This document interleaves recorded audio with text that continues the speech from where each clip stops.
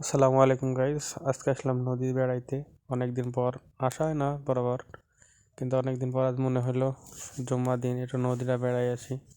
তো নদীতে এসে আসলাম, সে একটু নৌকাতে বসা দেখতে পাচ্ছেন, এটা আমার বন্ধু।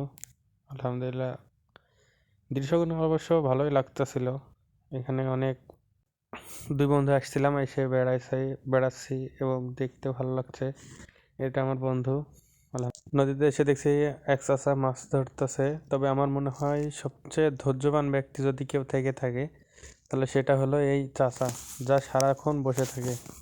ধৈর্যবান ব্যক্তি এই লোক। তবে আসবেন নদী বেড়াইতে, সবাই দেখতে পাচ্ছেন নদী বেড়াতে বিকেল বেল টাইমে আসবেন, ইনশাল্লাহ ভালো লাগবে, দেখতে সুন্দর ভালো লাগবে। এটা হলো মিরগঞ্জ, আমাদের এলাকা।